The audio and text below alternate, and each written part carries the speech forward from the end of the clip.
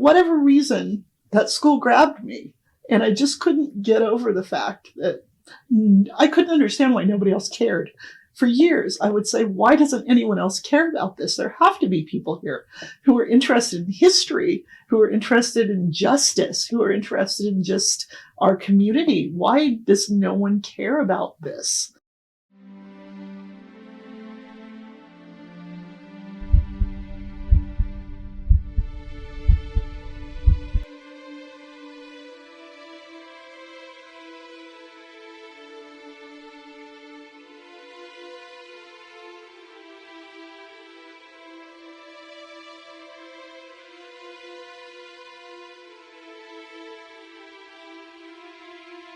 We know there was an African-American community in Stillwater, basically from the beginning of Stillwater. There's always been African-American residents here.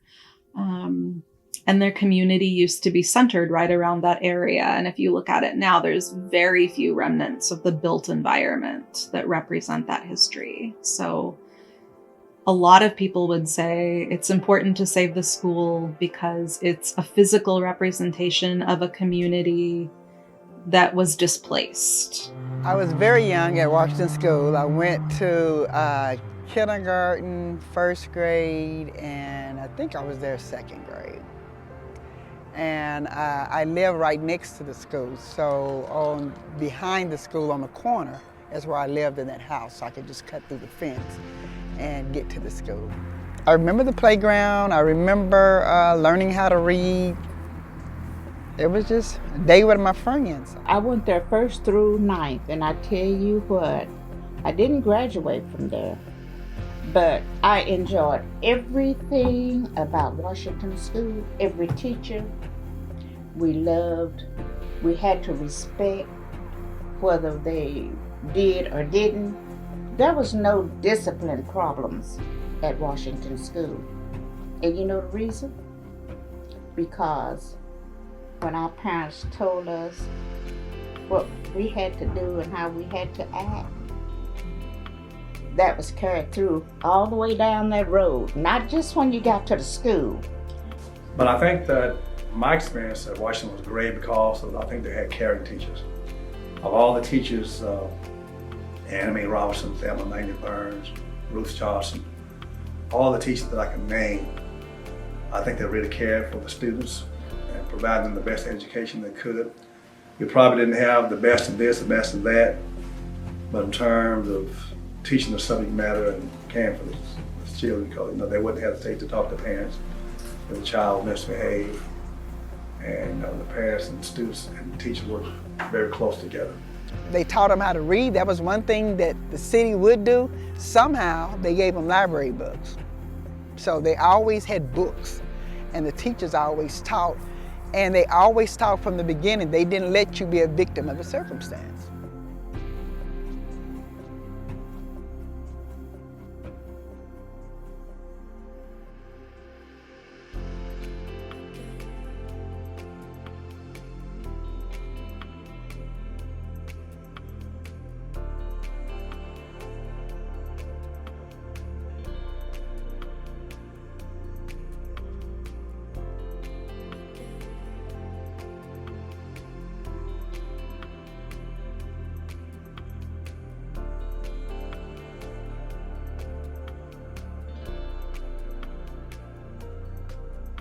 But they usually refer to the area around where Miss Bailey lived as the Ville. I really don't know where the name came from, but when you use that terminology, you knew that you were talking about pretty much African American community, people who lived in that area. The boundaries of the Ville are within about 9th to 14th Streets, and then up as far as Duck and down like Hester, No Block Streets, kind of in that area. And if you talk to alumni about their experience, they'll just kind of tell you, well, we knew we weren't supposed to go across 9th Street. They didn't care how young you were. They didn't care how beautiful you were. They didn't care what you did in life. They weren't interested. They just wanted to make you feel like they were superior over you, and that's it. And they got it across because we stayed in our neighborhood.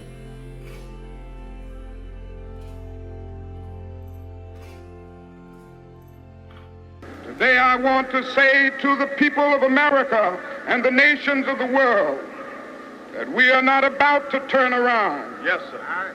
We are on the move now. Yes, sir. Yes, we are on the move, and no wave of racism can stop us. Yes, sir.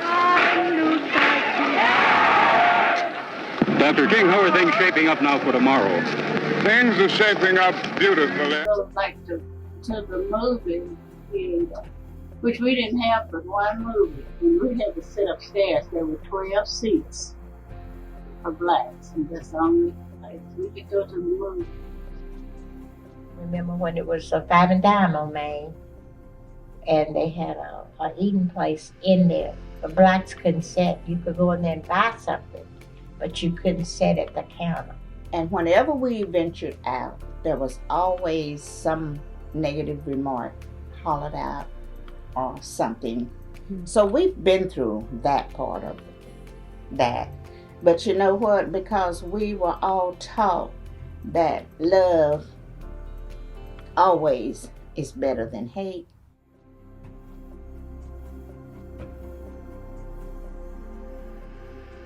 They took pride in being able to exist in an environment that some may have thought was bad or wanted to be bad.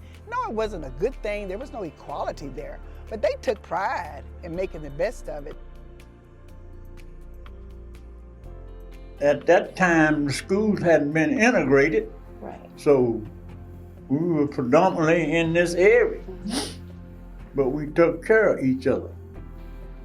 If you did something to one of us, you got to get us all. That's just the way we were. You didn't have to worry about my kids going across the street to play with somebody over there because they know that people over there are going to be watching too, and the people further down going to be watching too. So it was just a thing that, a domino effect. That's what it was. The thing that comes up again and again and again when you talk to alumni about attending the school is that they describe it as the beating heart of that community. So there were, houses and businesses, there were things that radiated out around Washington School, but it was the center.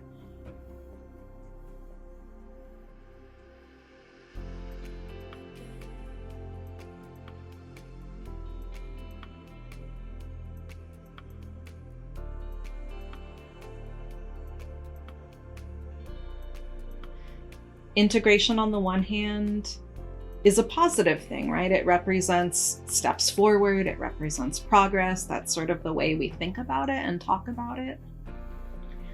But it also meant breaking apart a community that had been really close for a long time. So I'm trying to figure out, because they'd always say the Ville, why they say the Ville, what's over there on 9th Street. So I had a lot of questions from my mom. So she would explain to me, we had to stay on this side or whatever. And she'd always tell me, she said, now you're going to go to a school, it's going to be some white kids. Everybody's the same, or treat anybody different.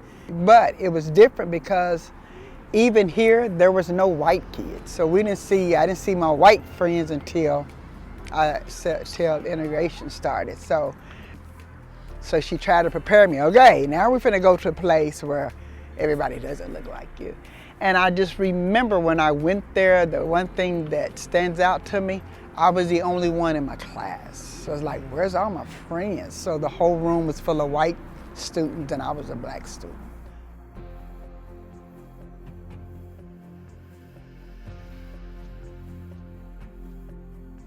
That displacement happened later on in like the 1960s, 70s, 80s, as programs like urban renewal came through, and that area floods quite frequently.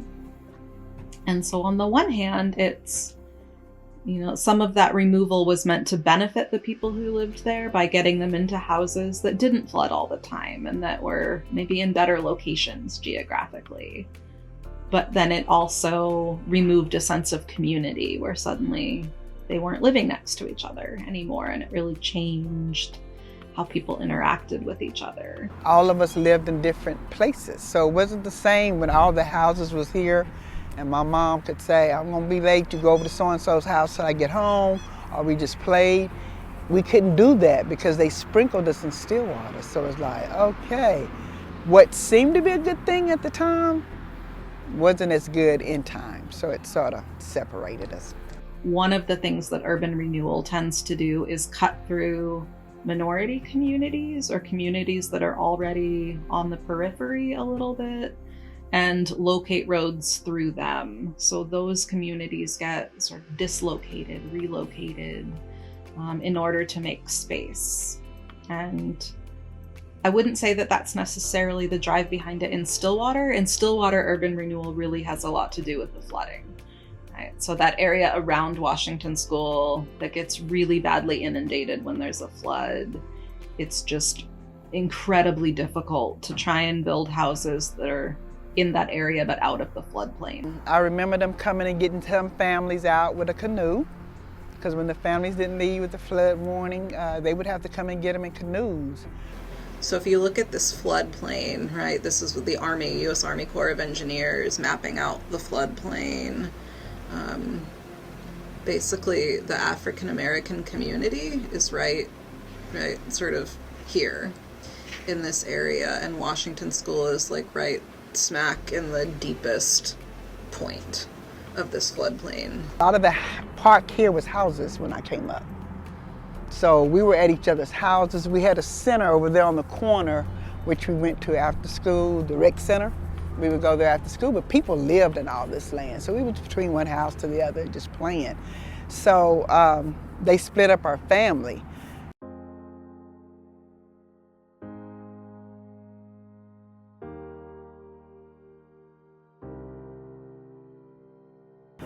So when they split it up, they had agreed to give them the rec center back, but they didn't. But the community didn't know how or whatever to go and fight sort of for the school.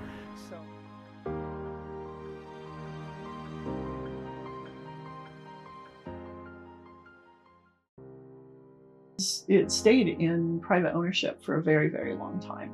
I'd always told my husband, if we ever win the lottery, I'm buying Washington School and we're doing something with it. This is what I said for over a decade. I drove everyone nuts for probably 10, 15 years. Just because, I mean, every time I was somewhere with the mayor, I'd be like, hey, Washington School.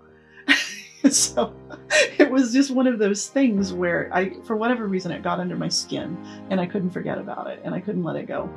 And after a few years ago, I left the newspaper and I went to work for the city of Stillwater in the communications department. And I will never forget the day Norman McNichol, who was the city manager at the time, walked in my office and he said, I've got something to tell you. And it was like a secret still at that point. They had not announced it.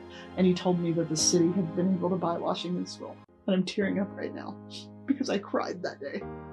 I began working to try to get the building back into the city's hands and managed to do that in 22. There was a generous benefactor that paid $250,000, and then the current owner also got some tax breaks for the building.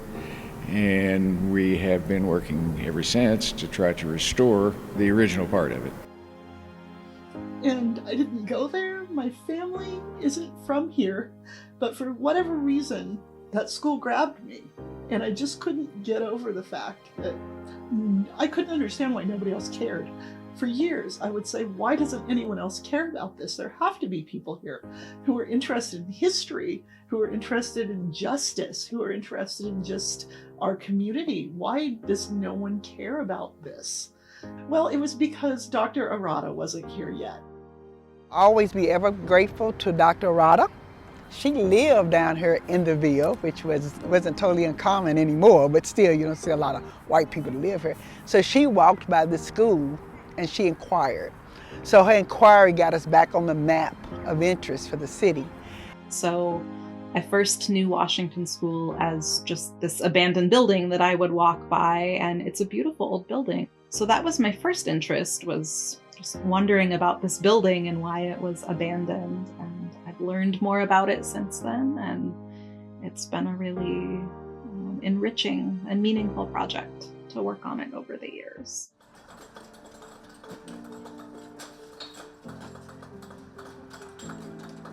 And when you see the students that come from different walks of life, they have no clue maybe about the folks that came before them, but they feel a sense of obligation. They feel a sense of compassion. They feel a sense of appreciation of, hey, I might be chipping away at this one brick, but I'm helping prepare this space for the next generation. Saving Washington School is a way that we can do that and share that with future generations who don't remember what that area looked like before a certain time. The whole goal is to make it to be a community facility and have where you can do a wedding, they can have classes, they can do training, they can do tournaments. But when they come to the building, there's history to be told. We want an element, we want a place to document and to preserve the history of Washington School, to tell the story of Washington School. And that is ultimately the vision. The lot is cleared off, it's landscaped, it's beautiful, it's green. You've got this beautiful old T-shaped brick building that's all clean and it looks lovely, and you walk in and you have these nice spaces that you can use for meetings or classes or whatever you need, with an exhibit that tells about Washington School and all the great things that were there. And also by extension, the Black community in Stillwater. We don't want a boring museum, but we want the story told. And the story told in a creative way that when they're using the building, they can get that information or get that history. So the more we can get the history out, because it was such an amazing history, is our goal. And I think we're trying to be as creative as possible to have that available once we get the school redone. There's a deeper history and a richer history there than I think a lot of people know about. And at a really fundamental level, it's impossible to honor a history we don't know about. We have to first know it was there. And a lot of alumni from Washington School went on to attend college. Quite a few people went to Langston. There were alumni of Washington School who became doctors and lawyers and dentists, who joined the Army and served with distinction during the Korean War, Vietnam. So there was that real sense of pride in producing good citizens. You don't need to be a victim. You just need to be willing and motivated and believe in yourself, believe in God, and you'll be all right. And that's what they wanted everybody to know. We did it. We're not these people that was discriminated against, that was thrown all together. We're survivors. So they didn't want to be known as that. So they would be very happy, very humble, and very appreciative. And they would thank God, because they figured one day, they always thought one day, and they believed one day it would happen, and they all knew that I may not be here. But one day they thought God would make a difference.